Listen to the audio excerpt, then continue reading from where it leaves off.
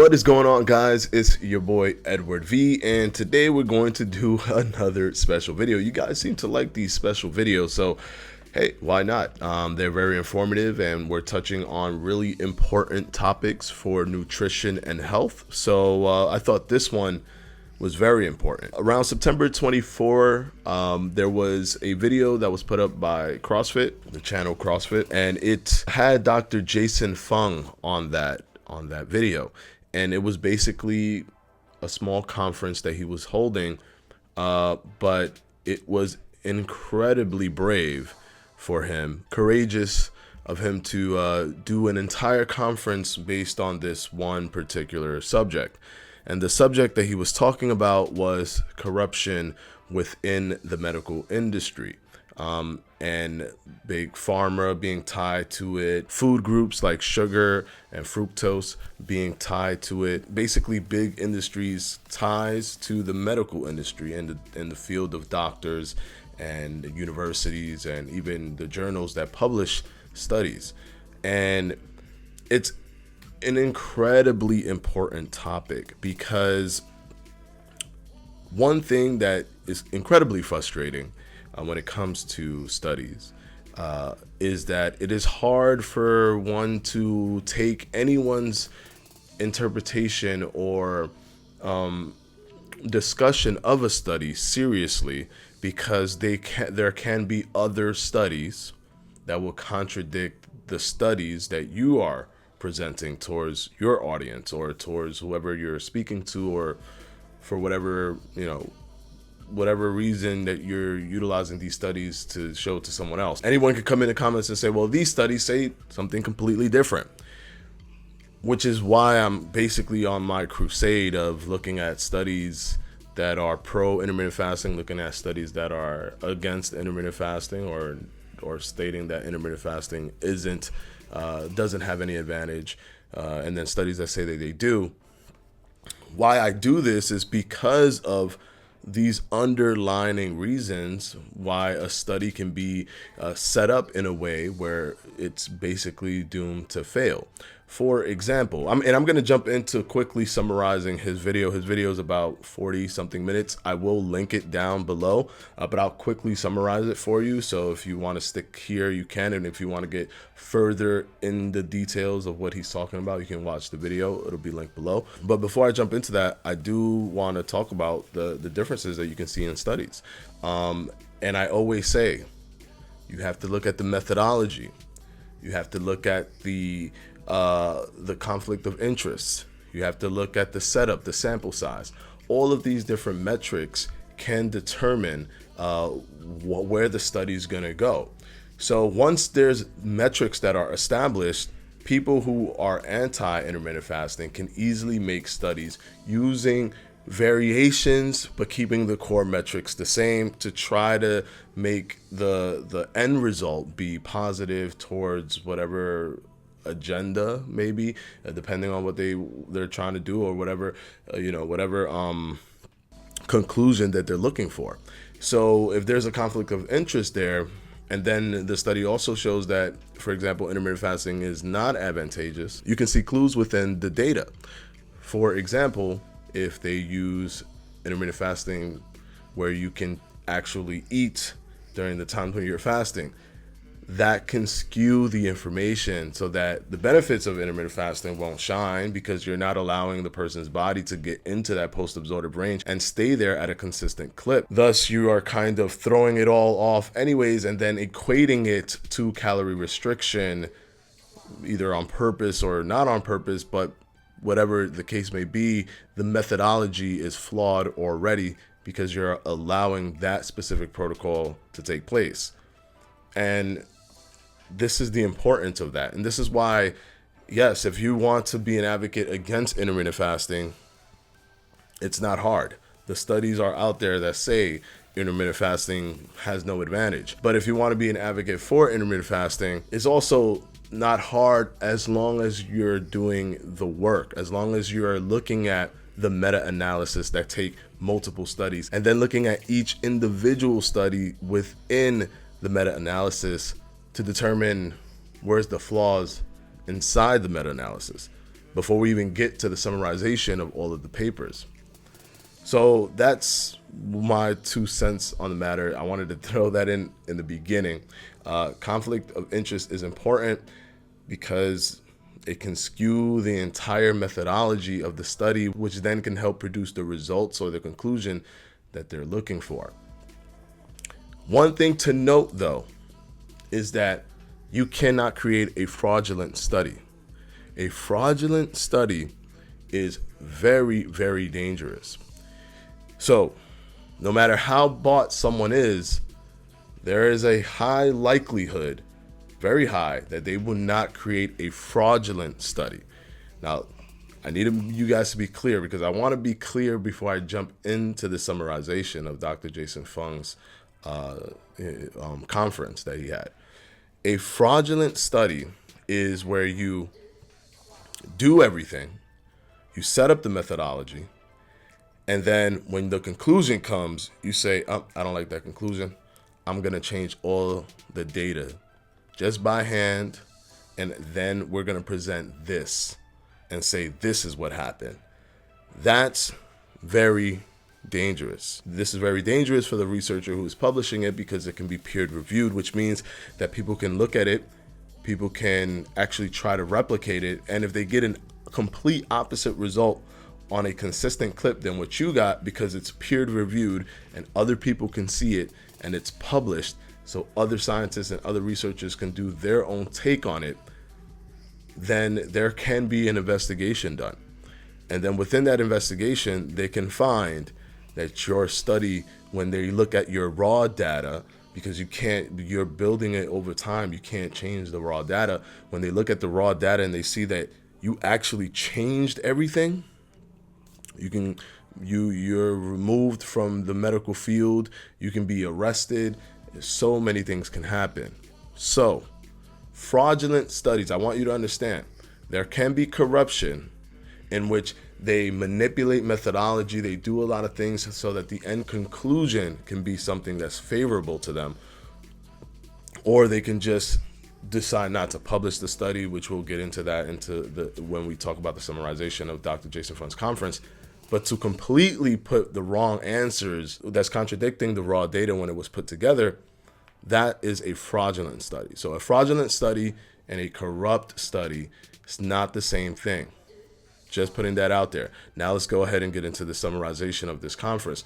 Now, Dr. Jason Fung has been spearheading alternative information for nutrition and health. He's talked about many things like intermittent fasting and keto, and he's been doing it for a while, even against the popular rhetoric against intermittent fasting and keto. But I guess he wants to get to the root of the problem, which is kind of been his MO. He's always trying to get to the root of the problem. And that's why when he talks about diabetes, he doesn't care so much about consistently just working off healing symptoms.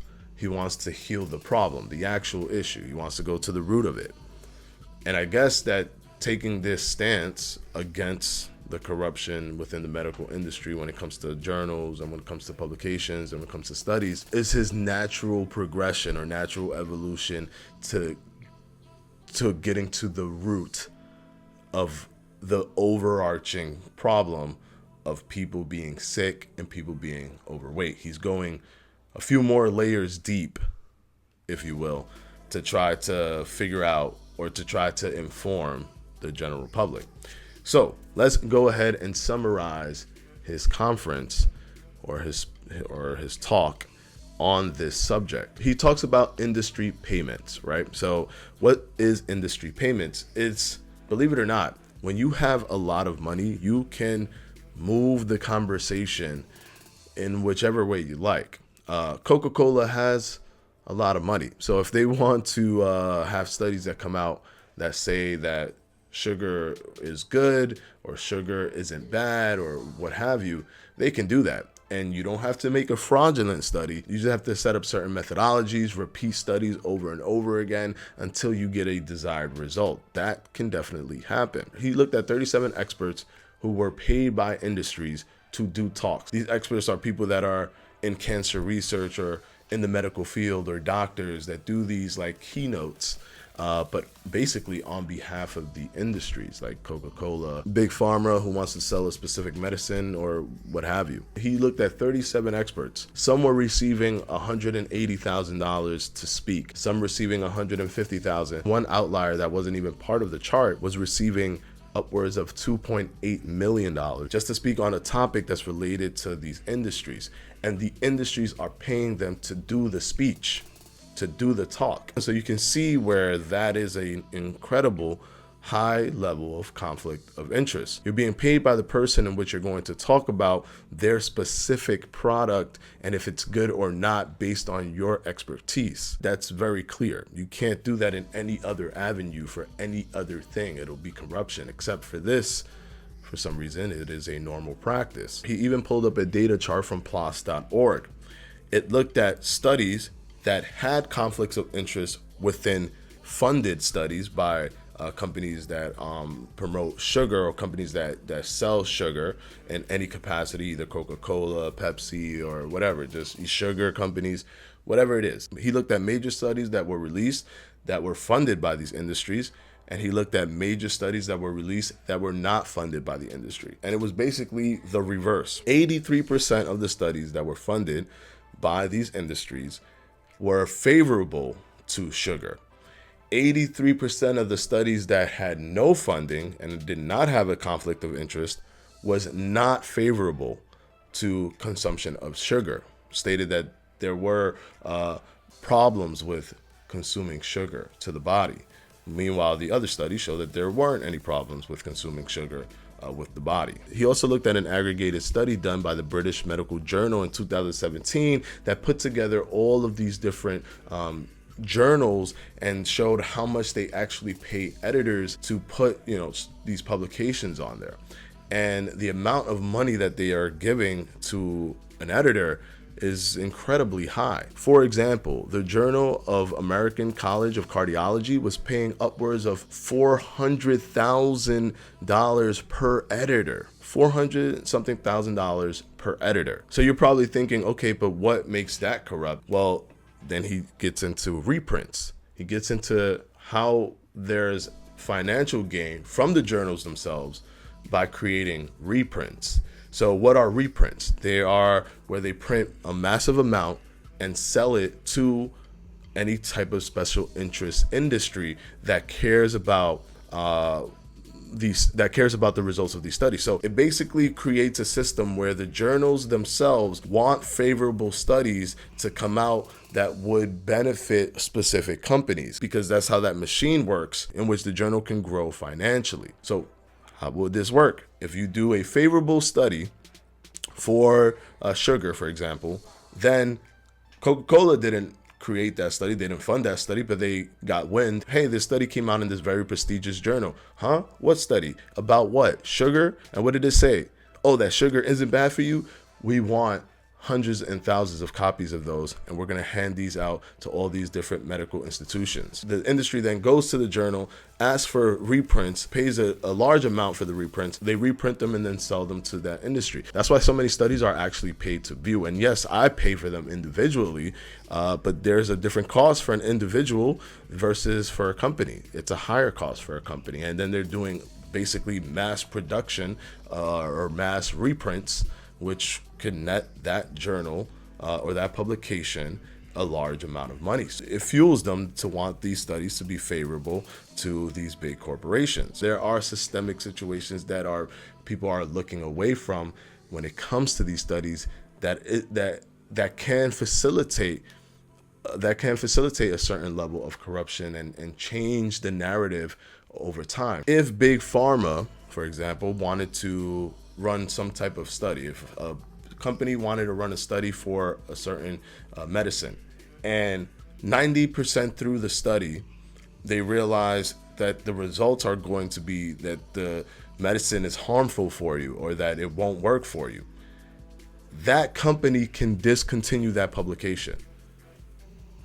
It's their money. They can decide, oh, yeah, we're not going to publish that. Easy. Why? Because it's their money. They don't have to. If you think that because you start a study, you must finish the study, that is not true. if a company like Big Pharma or Coca-Cola is running a study, if it hits 98% and they catch wind that the study is going to be non-favorable, they can just discontinue the study and never publish it. And then they can keep doing this until they keep flipping this coin as many times as possible. And then it finally lands on a study that gives favor to that industry. So remember, it's different from fraudulent.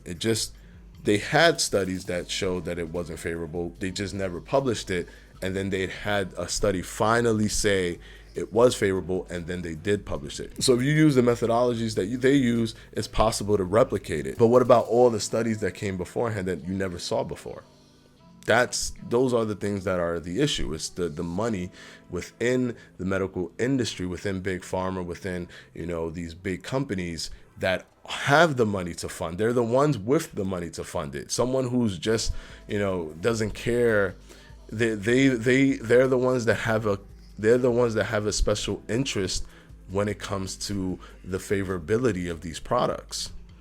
So they're the ones willing to fund studies. So it's hard to find studies that have the integrity, that are not funded by these companies, that can then give you the correct information, or just they did the study and then they released the data without doing the study canceling over 100 times, and then finally on 101, some type of setup, some type of methodology help them hit whatever number that they wanted to hit, and then that's the one that they release. That skews the information for the general public. So basically what he concluded was that there was selective publication, rigged outcomes because of these selective publications. This is then given to doctors when it's published in these prestigious journals, are then given to doctors, and these are the best practices, and then doctors have to follow best practices because if they don't, they're essentially going against their Hippocratic oath of do no harm, because they're now looking at, hey, this is the data and I'm going against this data. So then it kind of ties a lot of doctors' hands, which is not a good thing. The reprint revenue is a huge thing within the journal itself. So the journal has an interest in having these studies be favorable to big industries. And then he talks about bribery of journal editors because they're getting paid north of $400,000 on average to publish these findings. And then of course the publication bias. He connected this to many things in the past. In the past, there were studies that showed that tobacco was not harmful for you, that it did not cause cancer. There were studies about sugar not being bad for you in the past. And even now with the opioid crisis, a lot of people have passed away. A lot of people have died because of the opioid crisis. But Purdue pushed a lot of studies and a lot of information out there that was saying that these drugs weren't bad for you, and that if you have pain, it's not considered addiction. It's considered pain. It's because of your pain that you continue to take these drugs. So it's important for us to know these things. That's one of the reasons why I push so much up against a lot of other studies that have conflict of interest, that have flawed methodologies, because it's all to skew the information for the general public, and it all trickles down, because if it skews the information, then it's the evidence that the doctors have to use. Then the doctors prescribe these things to their patients. Their patient then suffers because of this trickle down element, and is all for this pharmaceutical company to make money, or all for this top level industry to make money. So it was a really good talk. Of course, Dr. Fung goes into much more detail. So if you want, you can click the link below. He'll break it down for you further, and he'll show you the charts and all of that stuff. But I wanted to talk about it because I thought it was super interesting. I think it relates to a lot of the stuff that we do, that a lot of people online that are trying to give the best possible information to their audience. When we're trying to do that, we have to weed through the information like with a fine-tooth comb. If you truly want to give somebody the right data, like, it's easy to read an abstract, get the conclusion, and say, well, it aligns with what I like, so I'm going to talk about it. But it's not easy to actually look at the data itself, break it down, see every single thing connected to it, and then make a determination from there. That's much harder to do, and it takes much more patience. And Dr. Jason Fung was very courageous to do this talk, because this is not going to help him with the pharmaceutical industry. It's not going to be something that's going to be advantageous to him. So whenever someone talks in a way where something may not be advantageous for them, it's always nice to sit down and listen, because inside of that, you could probably find a lot of truth. So I hope you guys liked the video. And of course, I want to thank my patrons for my Patreon, and I'm going to go ahead and put their names right up here.